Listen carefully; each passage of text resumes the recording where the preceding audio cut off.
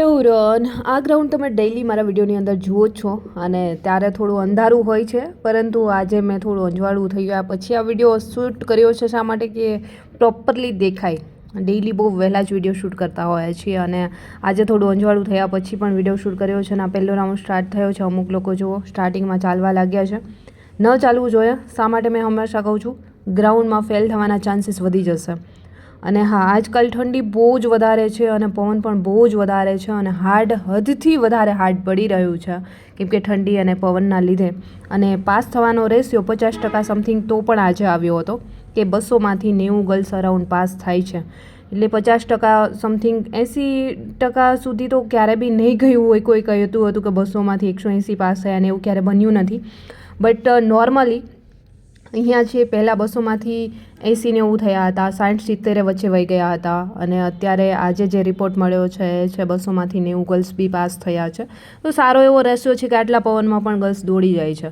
પણ જુઓ, જ્યારે તમે દોડવાનું સ્ટાર્ટ કરો છો ને હંમેશા એક વસ્તુ ધ્યાન રાખજો કે દોડવાનું સ્ટાર્ટ કરો છો, આટલી ભયંકર ઠંડી છે, સૌથી પહેલાં ડાયરેક્ટલી ઊભા ન રહી જાઓ, વોર્મઅપ કરો. જોગિંગ ત્યાં તો ન થઈ શકે એટલે જસ્ટ એક્સરસાઇઝ વગેરે કરો, જમ્પ લગાવો. ઊભા ત્યાં ને ત્યાં જમ્પ લગાવશો ને તો બોડી થોડું ગરમ થઈ જશે. અને ત્યાં ઓલરેડી વોર્મઅપ એક્સરસાઇઝ કરવા માટે મોટિવેટ કરે છે. પહેલાંથી તમને ત્યાં ઊભા રાખી દે અને ગોઠવે ને ત્યારે જ ઊભા હોય અને થોડી વાર હોય તમારું રનિંગ સ્ટાર્ટ થવાને, ત્યારે જ માઇકમાં મોટિવેટ કરે છે બધા ઊભા ન રહો, વોર્મઅપ કરો, એક્સરસાઇઝ કરો. આ રીતે પહેલાંથી તમને કહે છે. એટલે ત્યાં ઊભું ન રહેવું જોઈએ અને જ્યારે ઊભા છો ને ત્યારે વોર્મઅપ કરતા રહો, એક્સરસાઇઝ કરતા રહો, જમ્પ લગાવો નાના નાના, તો બી બોડી છે ગરમ થઈ જશે. અને ત્યાર પછી જ્યારે રનિંગ સ્ટાર્ટ થાય છે ને એટલે એટલી સ્પીડમાં અમુક લોકો ભાગતા હોય છે અને અમુક લોકો નોર્મલ. તો જ્યારે નોર્મલ જે સ્પીડથી ચાલુ કરે છે ને એ 4 રાઉન્ડ સુધી ટકી રહે છે અને પહેલી જ વારમાં જે સેન્સર હોય એમને ક્રોસ કરીને એટલી સ્પીડમાં ભાગ્યા હોય છે એ આગળ લોંગ ટાઈમ સુધી ટકી નથી રહેતા. જો અહીંયા ક્રોસ લાઇન પહેલી જ હોય છે, જે સેન્સર ક્રોસ કરીને તમે નીકળો છો ને ત્યારે એકદમ સ્પીડમાં નથી ભાગવાનું.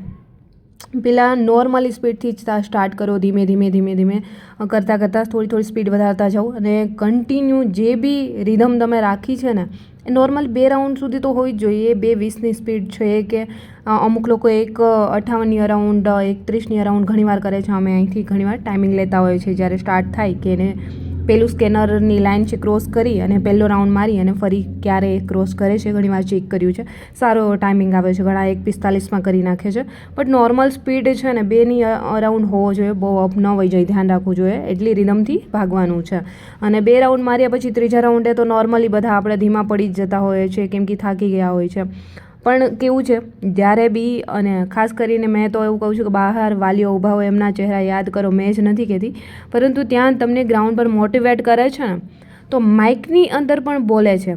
બહાર તમારા વાલીઓ ઊભા છે, એમના ચહેરાઓ યાદ કરો અને ખાસ કરીને ખુદનું ખાખીનું સપનું છે તો ખાખી માટે દોડી રહ્યા છો. અને જુઓ અહીંયા વચ્ચે આ બેન છે, દોડતા દોડતા પડી ગયા છે, સ્કેચર આવી ગયું છે સામેથી અને અત્યારે હવે એમાં લઈ જશે.